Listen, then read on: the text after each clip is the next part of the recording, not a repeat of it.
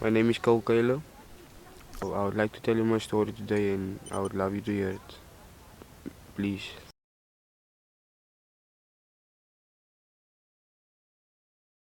Top learner, 11 years old, started smoking. Literally started at Oka Pipe. From Oka Pipe it went to, okay, you could say weed. From weed, man drugs. From man drugs, the crystal meth as you say it is. From there I started using lean stuff. Went rough at home. Parents problems. Mother and father was drinking. Father was abusive. My father was a heavy drinker. Older brother, he got fed up. Stood up against my father. Started standing up and lifting his hand to my father. Father lifted his hand to my mother. Which had sent me to a different road. I had to walk in the morning about 3 a.m. to the police station, which we stayed in Lotus River. It was like dangerous, man. Got again involved in the tech. Then my mother then decided to get fed up because I always wanted to entertain my friends, man. And we used to stay in 25 Alters Close. My mother, me, my mother, my two brothers. Then I got locked up for armed robbery, and me and my best friend for something we didn't do. Like me, I would give my plate of food to my friend. Would be out of order in which way of clothing or anything. I would say like, hey, here's a sweater, here's a pair of tech. Who is my real friends, man? And basically no one is. The only one that's my friend is the one I went to jail with. We both were sent away. He was into Paulsmoor.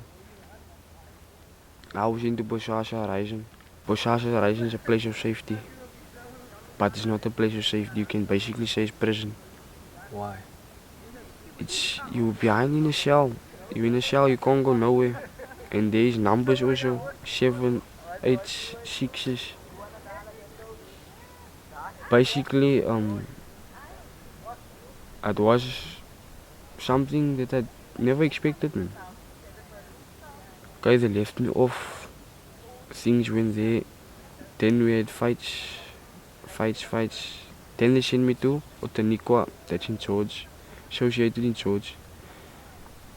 There, I had to come over to Cape Town, the Wynberg Magistrate Court to appear.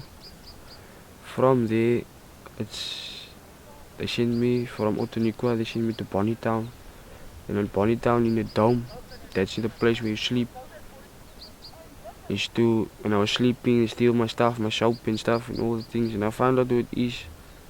Then I took a toothbrush, I sharpened it, and stabbed the one in the lung, and he literally bled inside. From there, he was speaking for about 30 minutes, and then you heard his voice went away. He was near to death. They gave me a date for the 11th January because why my file docket got missing. So basically I'm out of the case, but it's still pending against me. So which means it will stand up if any activity happens towards this child again. They came the 11th. They got released. Came back home. Things went alright. I was off drugs. I wasn't using it anymore. I was just smoking my taga. Then I started smoking the pipe again. From there, on the street, and it's not nice, to be honest. A hell of a ride. It's not a joyride. It's a hell ride in this road of life. I shot people before. I was locked up for attempted murder, for murder. People got shot right next to me. And to see death, I was near to death also, more than once, more than twice. This is not a life. Whoosh, Pakamisa, that is not words to use, man. It's not worth it. And Isabella is basically a book, man. A Bible that they're using, that they're saying. It's not worth it. Me, I can Sabella, but for what, Mr. Sabella? But you have to Sabella for so that you can be safe. That there where you sleep, they don't come there and bother you at night, take your things or anything. It's basically you wake up in the morning, you don't know if there is something to eat, how you gonna do? Gonna go stand on the corner and say 2 rand, anyone you know, 5 rand. Some give, some doesn't give. And I wouldn't like it for someone else, for someone else's child to go through things that I'm going through. It's now they come over the roof and they shoot on you if you stand by the shop. So you stand by the park, you stand in the corner of the park, and then they shoot on you. You can be you can be the lightish also, everything. They'll shoot, they don't care, man. And then they'll come down the road with their bikes. They'll buy you and look for trouble, man. Where we telling them, nah, leave us alone. And they said, the territory, split the turf. I'm from this side, you from that side. If you from that side is gonna come to the side, it's either you're gonna get robbed or killed. And same goes both sides. So, I'm 18 years old, I turned 18 the 6th of June. My baby brother is a soccer player, left foot. To see him walking past me, walking to school, and the way he looks at me, man, just tells me, hey Cole, don't give up, man. I still love you. The day I was released from that place, he was with my mother there at court. And to see him there and how he grabbed me, just tells me, nah, look here, I'm not gonna do it for anyone else, man. I'm gonna do it for him. Because he's gonna carry our legacy on, man. But in the meanwhile, I wasn't worrying about myself, I was worrying about others. Then came to an end when my mother they moved without me. And they said, you wanted to entertain your friends, so make it on your own. And I chose to entertain my friends. So basically I blame myself for everything that I am in now. My mother, my brothers, they stay here. I respect that decision. They don't want me there. Then I told myself, hey, got to make it on my own. It's not gonna be on handouts anymore. Yes, my mother's still a part of my life. My mother just wants the best for me, man. Honestly, she wants the best for me. We're planning on sending me. I'm planning on sending myself away to the ark that is next to Pushasha Rising.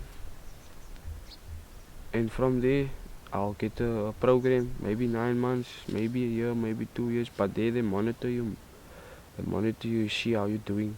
And it's not my decision or my mother's decision for when I get released from this place.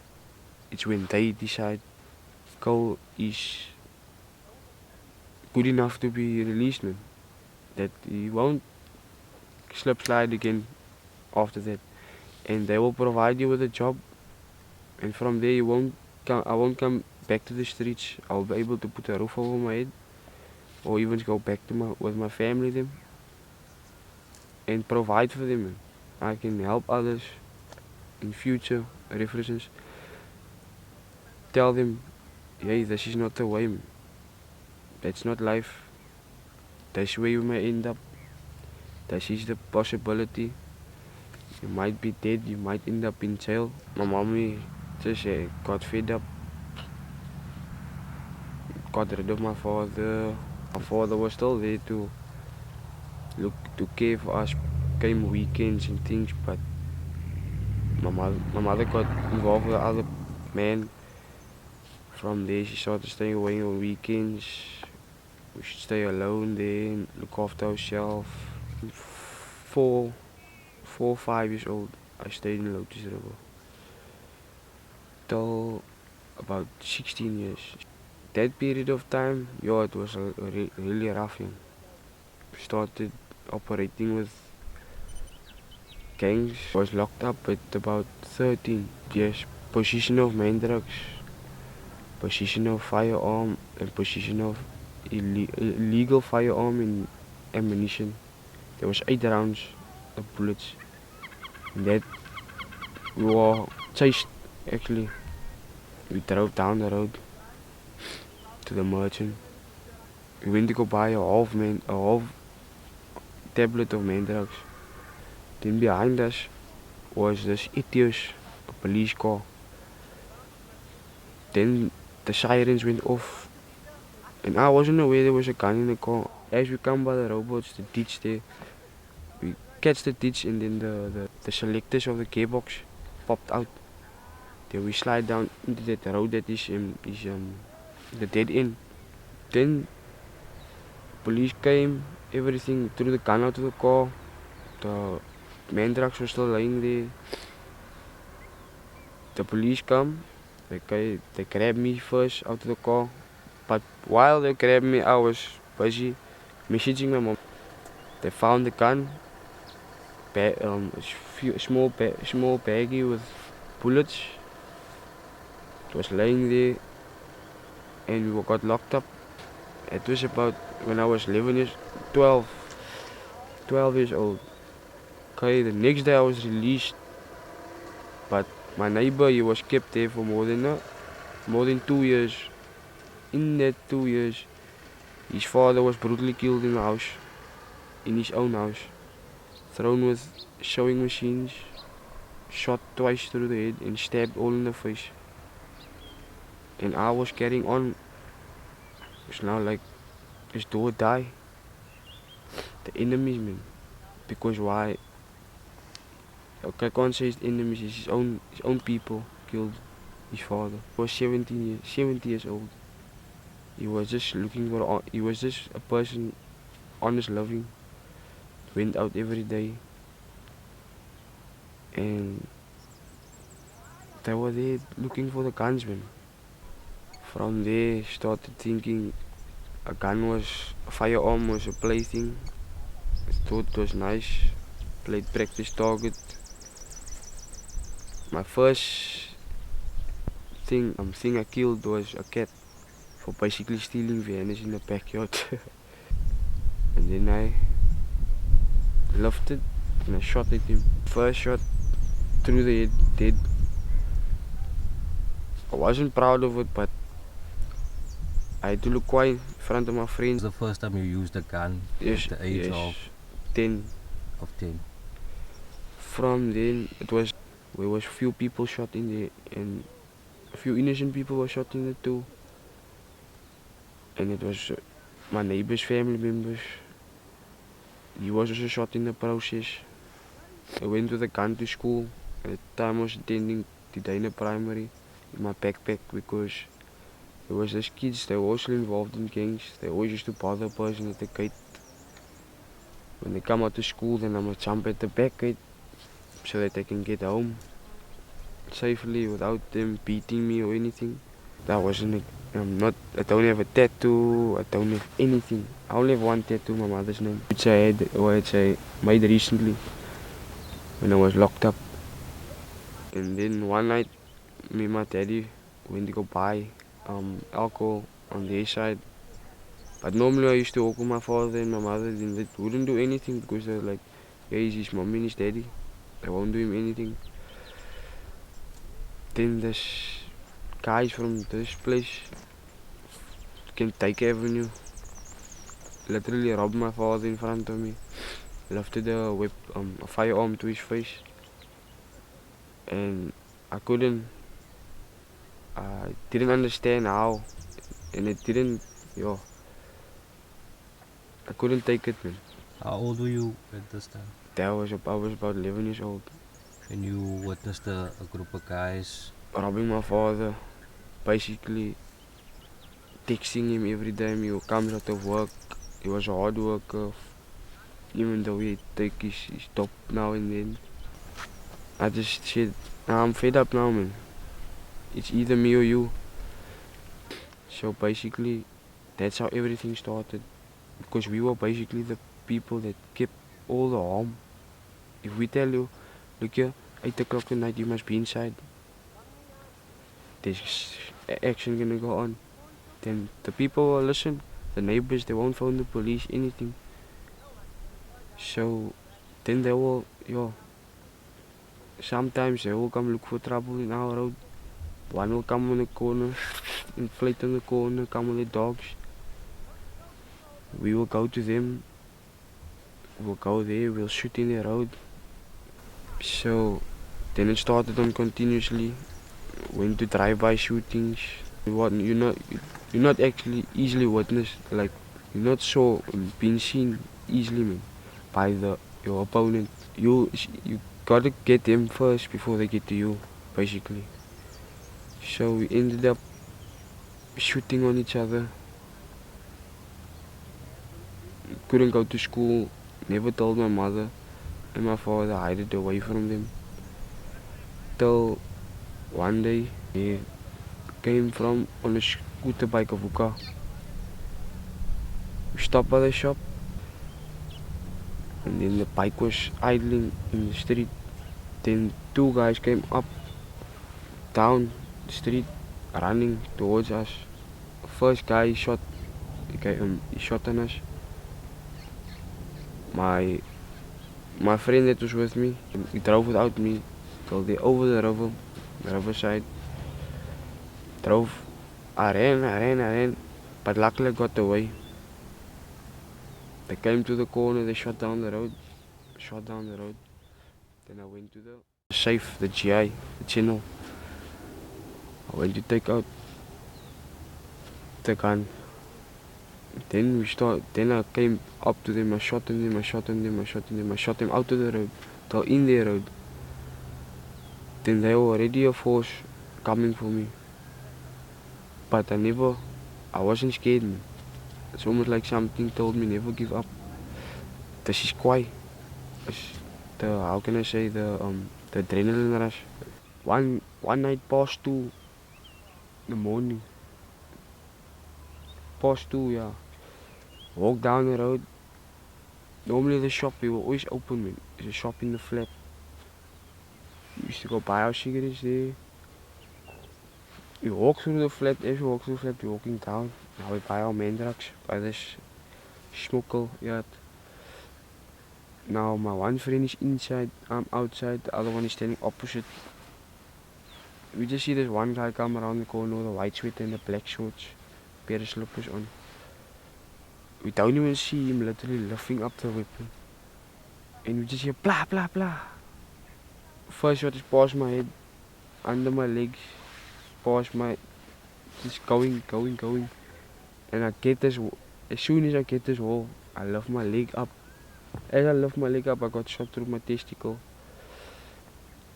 And I wasn't aware of it. I jumped into the yard, I can't wait till the gunshots went down. And I told my friends, yes, go, it's safe, I'm alright. And they ran. I looked under, I said, hey, here's the blood, and it's open. So I saw. So I basically put my testicle back into the sake, all that things. Went to hospital, I got stitched closed. From there, I just went raucous. I lost it for a moment, and then. And how old were you? I was 16 years old. I was 16 years. And the shooting on you happened for what reason? It's because I was walking with gang members. And till today, the one that got me involved in this, I will tell him always, it's through you, but I can't blame you, I wanted it this way. So, it's life, and I learned a lot out of it, man. Out of the lifestyle. And I wouldn't want it for someone else. So today I'm telling you guys, gangsterism is for no a lot to offer, and I'm really good at what I do. In 5 years, basically I'll be looking at myself running a few businesses. That's where I want myself, because why? I can do a lot of things with my hands. Mind, a lot of things. It's like I unlock a lot of stuff between this processes of my life.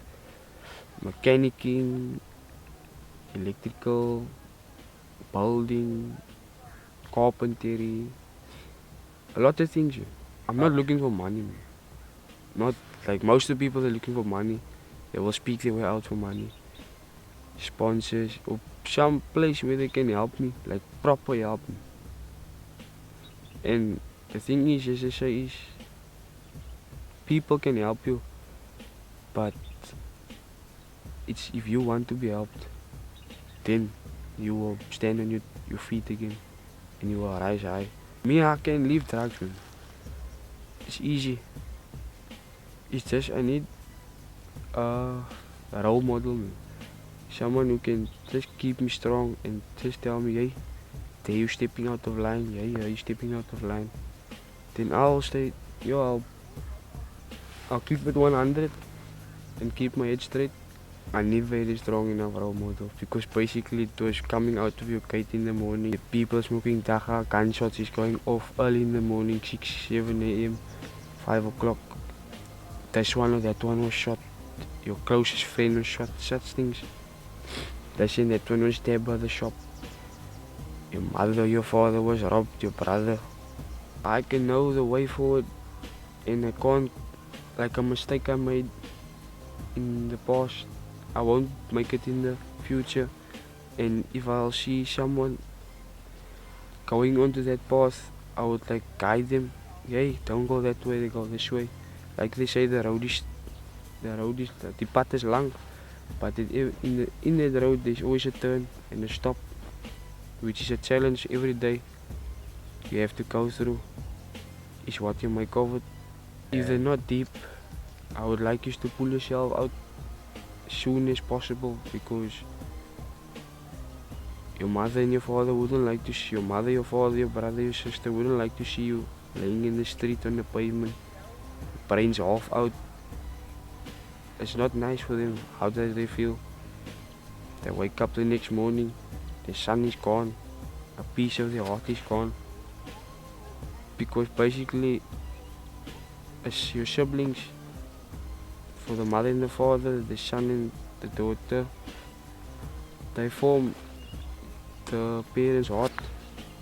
And if a son is taken away or a daughter is taken away, it breaks them down.